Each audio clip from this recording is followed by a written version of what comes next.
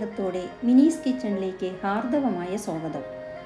ഇന്ന് നമ്മൾ വേനൽക്കാലത്തിന് പറ്റിയ നല്ല റോയലായിട്ടുള്ള 3 ഐസ്ക്രീമുകളാണ് തയ്യാറാക്കുന്നത്.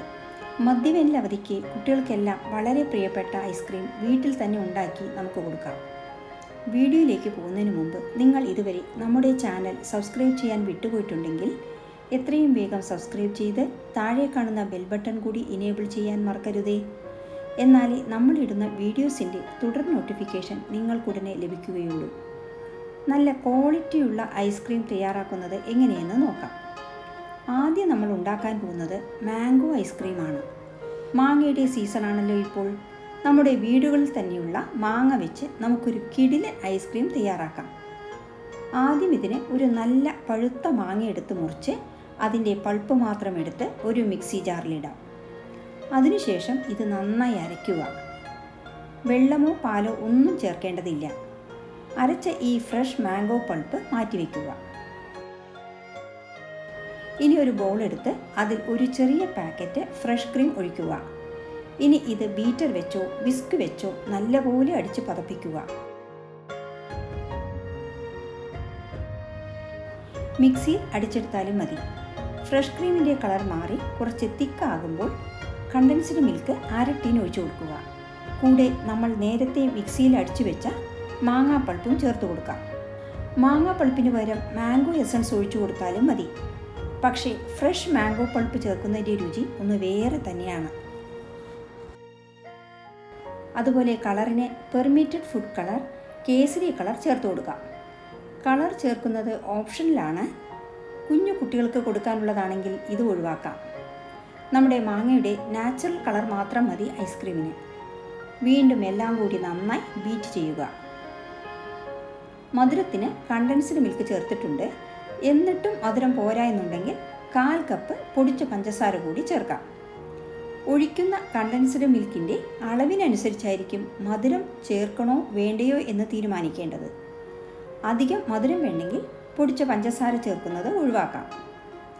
അതുപോലെ കണ്ടൻസ്ഡ് മിൽക്ക് ഇല്ല എന്നുണ്ടെങ്കിൽ 1 കപ്പ് പൊടിച്ച പഞ്ചസാര ചേർത്താൽ മതി. നല്ല ഐസ്ക്രീം തയ്യാറാക്കണമെങ്കിൽ ഫ്രഷ് ക്രീമും കണ്ടൻസ്ഡ് മിൽക്കും എല്ലാം ചേർത്താലേ അത്രത്തോളം നല്ല ടേസ്റ്റി ഐസ്ക്രീം തയ്യാറാക്കാൻ പറ്റുകയുള്ളൂ.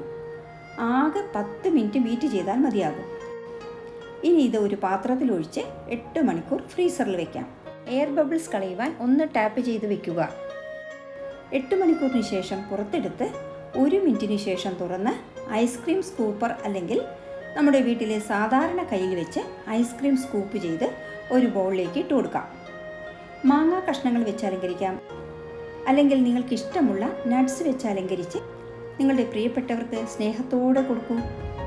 ഐസ്ക്രീം പാർലറിൽ കിട്ടുന്ന അതേ രുചിയിൽ എത്ര സിമ്പിളായാണ് നമ്മൾ മാംഗോ ഐസ്ക്രീം തയ്യാറാക്കിയത്. ഇനി അടുത്തതായി നമ്മൾ ഉണ്ടാക്കുന്നത് സ്ട്രോബെറി ഐസ്ക്രീമാണ്. സ്ട്രോബെറി ധാരാളം കിട്ടുന്ന സമയമായതുകൊണ്ട് നമുക്ക് സ്ട്രോബെറി വെച്ച് ഐസ്ക്രീം ഉണ്ടാക്കാം. സ്ട്രോബെറി കുറച്ചെണ്ണം എടുത്ത് മുറിച്ച് മിക്സിയിലിട്ട് കൊടുക്കാം. 1/2 കപ്പ് പൊടിച്ച പഞ്ചസാരയും ചേർത്ത് അരയ്ക്കുക. അരച്ച മിശ്രിതം മാറ്റിവെക്കുക.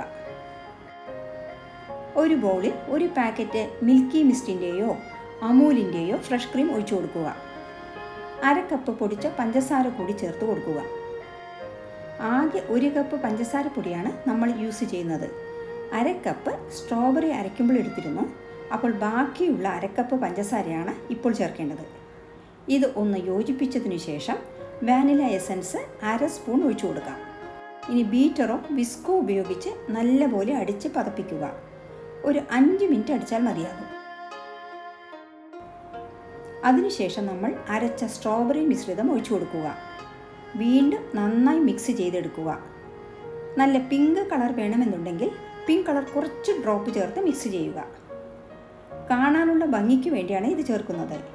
ഓപ്ഷനിലാണ്, നിർബന്ധമില്ല. നിങ്ങൾക്ക് തീരുമാനിക്കാം കളർ ചേർക്കണോ വേണ്ടയോ എന്ന്. ഫുഡിൽ ചേർക്കുന്ന പെർമിറ്റഡ് കളറാണ് നമ്മൾ ചേർക്കുന്നത്. വളരെ കുറഞ്ഞ ക്വാണ്ടിറ്റിയിൽ ചേർത്താൽ മതി. ഐസ്ക്രീം കാഴ്ചയ്ക്ക് മനോഹരമായിരിക്കണമല്ലോ. ചില ഫുഡ് കണ്ടാൽ തന്നെ കഴിക്കാൻ തോന്നാറില്ലേ?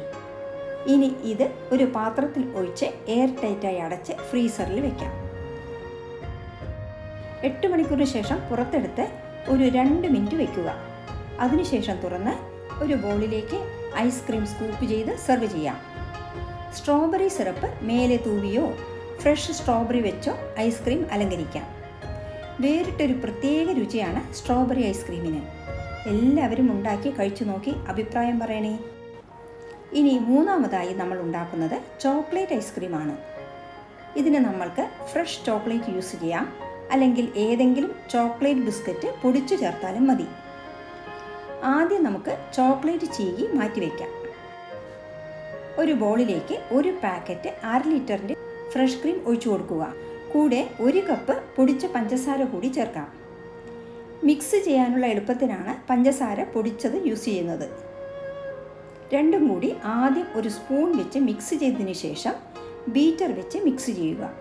അല്ലെങ്കിൽ പഞ്ചസാരപ്പൊടി 4 പാടും തെറിക്കാൻ സാധ്യതയുണ്ട്. 5 മിനിറ്റ് നല്ലപോലെ ബീറ്റ് ചെയ്ത് കുറച്ചൊന്ന് തിക്കാവുമ്പോൾ ചോക്ലേറ്റ് പൊടിച്ചതോ ബിസ്ക്കറ്റ് പൊടിച്ചതോ ചേർത്ത് വീണ്ടും മിക്സ് ചെയ്യുക. 1/2 സ്പൂൺ വാനില എസൻസ് കൂടി ചേർത്ത് ഒന്നുകൂടി മിക്സ് ചെയ്യുക. ഇനി ഇത് ഒരു ബോക്സിലേക്ക് മാറ്റി ഫ്രീസറിൽ 8 മണിക്കൂർ വയ്ക്കുക. 8 മണിക്കൂർ കൊണ്ട് ഐസ്ക്രീം എല്ലാം നന്നായി സെറ്റായിട്ടുണ്ടാവും. ഇനി ഇത് സ്കൂപ്പ് ചെയ്ത് ഒരു ബൗളിലേക്ക് ഇട്ടതിന് ശേഷം മുകളിൽ ചോക്ലേറ്റ് സിറപ്പോ അല്ലെങ്കിൽ ചോക്ലേറ്റ് ചിപ്സോ വെച്ച് അലങ്കരിക്കുക. ചോക്ലേറ്റ് ലവേഴ്സിന് ഈ ഐസ്ക്രീം എന്തായാലും ഇഷ്ടമായിട്ടുണ്ടാവും. സ്വാദും സൂപ്പറാണ്. അങ്ങനെ നമ്മുടെ 3 ഐസ്ക്രീംസും എല്ലാവർക്കും ഇഷ്ടമായി എന്ന് കരുതട്ടെ.